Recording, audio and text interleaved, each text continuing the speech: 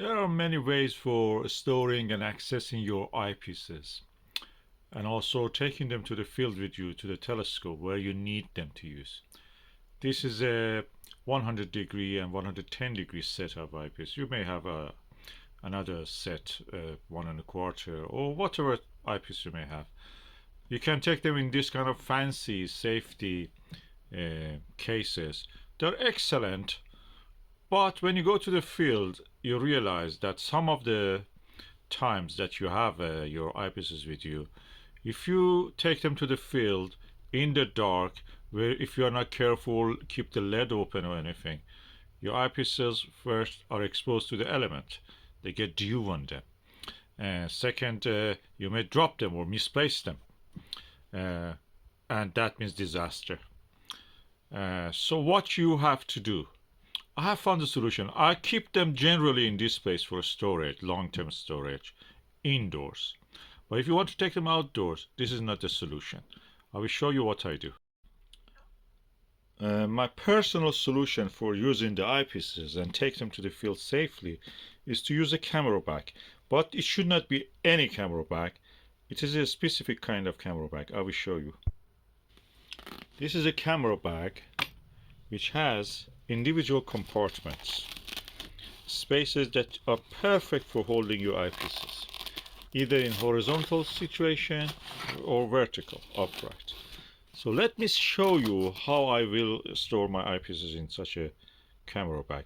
These are the camera bags practically are not used anymore because people don't use DSLRs as much as they used to.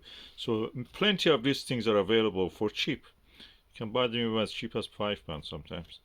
But good ones like this one, a little bit more probably.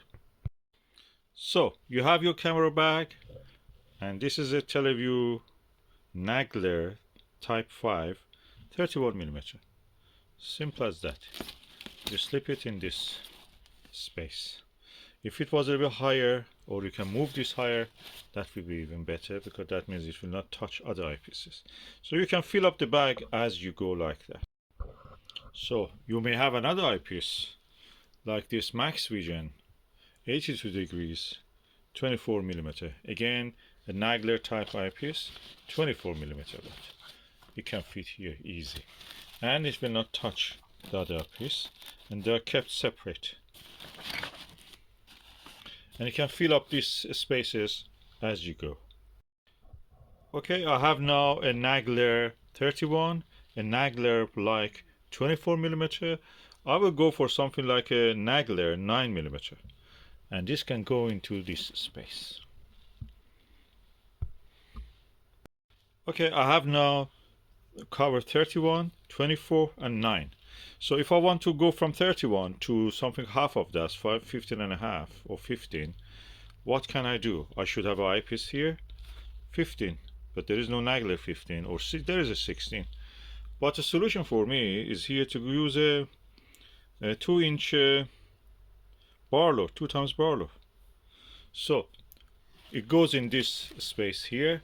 So in this way I will have a 15 with this, 2 times magnification of this will be 15, equal to 50mm eyepiece. If I use it with this one, this will be equal to 12mm, and if I use it with this one, I will have a 4.5mm. So I'm covered for most of the needs that I will have with an Nagler 82 degree eyepiece. So this bag actually helped me for this. If I want to put anything else, I can put them here. I can put a handset, and that's really, I have also external bags. I can put even 1 1/4 inch eyepieces here if I want. I can put adapters. Anything that I fancy to put there is available to me. And the next thing I know is that this bag is easy to take to the field. The base of it is wide enough. At the same time, the eyepiece is staying upright. And when I am using one eyepiece, I can close the lid, the cap. So practically this will not be open, exposed to the element, is not exposed to the element. It will not be getting condensation. At the same time, is padded, and I have a shoulder strap which I can carry it if I want. And I have a lot of side pockets that I can put my stuff in it. And yeah, a cheap solution for that.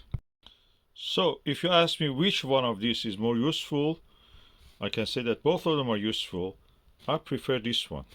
This one is good for only for indoors. I don't like to carry things with this to the field. Can easily roll out. If it was deeper, I probably would prefer it. But this is adequate for my needs.